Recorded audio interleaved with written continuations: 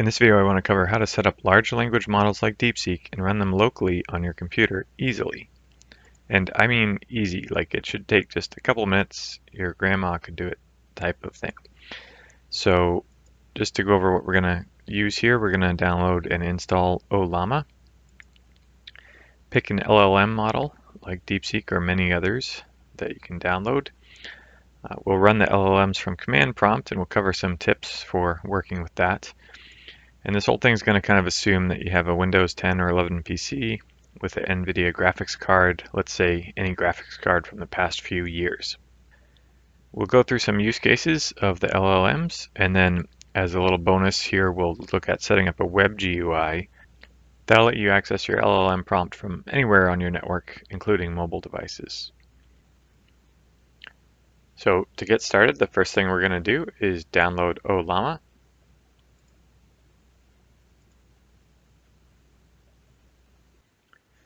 Once the download's completed, we'll run the setup.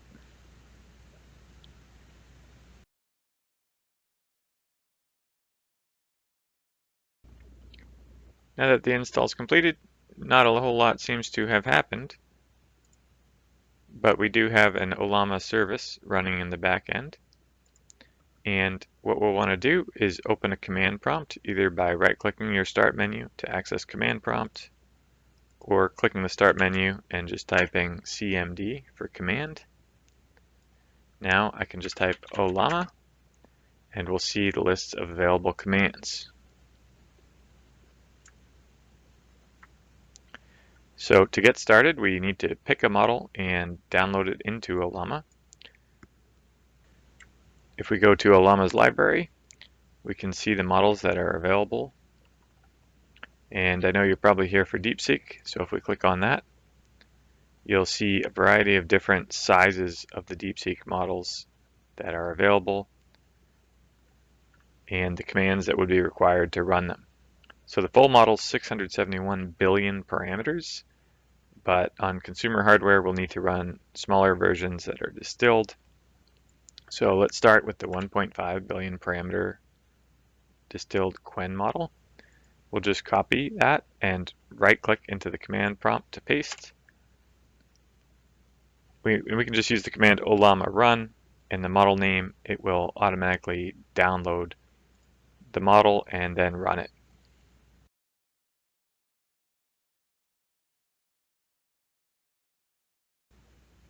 All right, so we're through to our prompt to send a message. So I asked it to tell me about itself, and it describes itself as an AI assistant. There's a few challenges I want to run through the AI. One I thought would be funny is just some questions from SAT prep exams. Like this one, we know the correct answer should be 3. So we'll ask our AI model. And because it's a reasoning model, it's going to think quite a bit to try to get through to the final answer. And it's only really the final answer that we want to take a look at. So it does correctly conclude that we need just 3 books.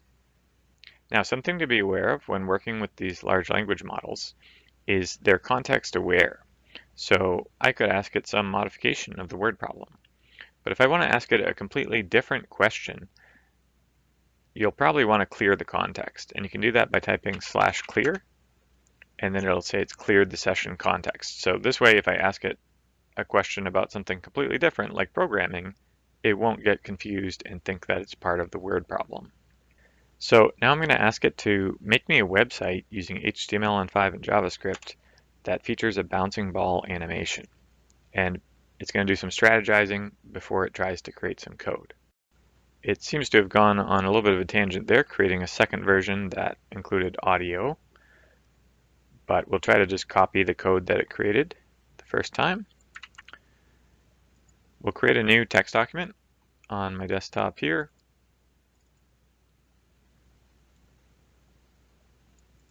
Paste in the code, and we'll just do a save as. We'll call this website.html. and save it on the desktop, and we'll open it up. And we do have a bouncing ball, but it's probably not behaving quite like we would want. And this brings me to my next point, which is that the size of the AI model we're using tends to affect the results quite heavily. So if we come back here and clear our session context one last time, let's follow up with another one of those word problems. We'll just take the second one in the row here, which we believe the correct answer is 15, and paste this in. And it thinks the answer is 8. This is well under the performance of the full Deepseek model, which we can run using their cloud hardware in the web browser,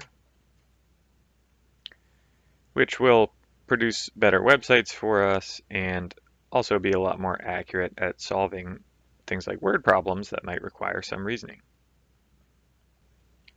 So it took quite a while to arrive at an answer, including looking at the problem from multiple different perspectives, and concluded correctly that the answer was 15 days. This was the full Deepseek version of the bouncing ball animation test I did previously, and it was a lot closer to what I had in mind as a result. So this kind of brings us back to the topic of choosing an AI model. And a lot of the hype around Deepseek is that it can perform well even when distilled to smaller sizes. But if we look at their published data, we have Deepseek distilled down to 32 billion parameters, still performing on par with OpenAI's solutions. But my findings, like many others, have been that below 32 billion parameters, the results start to drop off pretty hard. Now you might be wondering, what kind of hardware do I need to run that? Thankfully, other people have done the hard work for us to categorize the VRAM requirements for running Deepseek. You can see the full model requires a staggering 1.5 terabytes of VRAM, whereas if we have distilled models that are also quantized, I believe the full Deepseek model is 8-bit. The versions that are on Ollama are 4-bit. We would be looking at, on a, say, 8 gigabyte graphics card, being able to fit up to the 8 billion parameter model. And to use something like the 32 billion parameter model that seemed to benchmark pretty well, we would need over 20 gigabytes of VRAM. So that would require something like an RTX 3090 or 4090 graphics card. Technically, you can run a model, even if it's larger than that, as long as your combined system memory and GPU memory can handle it, but you'll notice a step change in performance decrease once you exceed your dedicated VRAM. I've switched to a PC that's a little more powerful to show you the VRAM utilization, and if I use the command Ollama list, you can see the models I have installed here. So if I want to run something bigger, like the Deepseek 32B, I can try running Ollama run Deepseek R1 32B, and it's going to load that up into my memory, but you'll find that it's going to exceed the amount of dedicated GPU memory I have, so it's starting to work out of my shared GPU memory. Now this is going to make things quite a bit slower. We can feed it the same word problem for the bakery, and you can see that it's really crawling along here.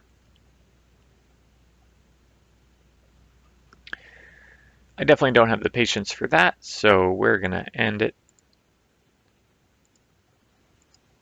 and kill the llama process.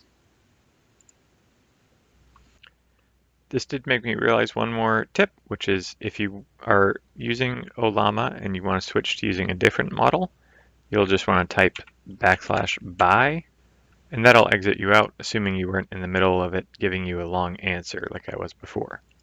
If you don't have the GPU VRAM available to run the larger R1 models, like at least the 14B or preferably the 32B, then you might want to check out smaller LLM models that are more lightweight. And the couple that I played around with that I really liked were Mistral and Llama 3.2. which are both quite compact. Llama 3.2 especially can be very compact. But the neat thing is you can check out many different models that are in the Ollama library.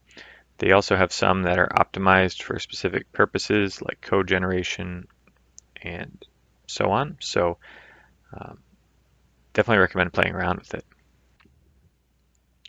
Now this gets us to our bonus topic, which is if you get into this stuff and you start downloading a whole bunch of models, or even just trying to use the tool extensively, eventually working in the command prompt just is not that great, and it would be much preferable to have a web user interface like you get with using ChatGPT or Deepseek, the full versions. This would allow you to keep track of your context history and resume any previous conversation you were having before, and also switch models on the fly much more easily. So the utility I'm using here is called Open WebUI. You can find their GitHub here. There's really two easy ways to deploy it. One is using Python, and one is using Docker. Now, I decided to go the Docker route because there's a lot of other things you can do with Docker as well, related to AI and LLMs. But it can be a little bit of a bear to set up depending on your situation. It could be really easy, or it could require some configuration. I decided to download Docker Desktop, which is free for personal use. I created an account and downloaded this, and it is going to have some specific requirements for your PC. Nowadays, Docker Desktop on Windows uses WSL or Windows Subsystem Linux backend, and to get that configured may require a couple steps. You may need to go to your Start menu and use the option to turn Windows features on or off. And you'll want to make sure that you have virtualization, or you want to make sure that you have virtual machine platform enabled, as well as Windows Subsystem for Linux. This might require things like reboots for the computer to make sure it's fully installed. And then you should be able to run Docker Desktop. Now, there are security concerns too. You don't just want to necessarily run random Docker containers that you find online. You're basically hosting something similar to an operating system with who knows what services are running on them. So to get the container, like I did here, once you have your system properly configured with the Windows features and possibly even needing to enable virtualization settings in your BIOS, I was able to access the terminal, and here is where I just pasted in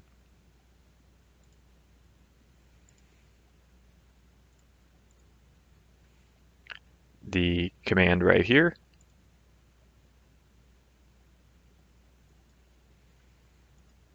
to set up that Docker container. It took several minutes to configure, and then once it was running, it showed me the port right here where I could access my Open WebUI. So maybe if I want to try Llama 3.2, I'll feed it one of our earlier word problems, and it's able to get the correct result, at least on the first one. Another thing that's really nice about this interface is if we do use one of our Deepseek models, it'll allow us to kind of collapse the thinking that's happening. So we don't have to see all that rambling that's going on while Deepseek is basically talking to itself to try to figure out the solution, unless we want to. So we can expand that and see all the reasoning, or we can just collapse that and wait for the final answer.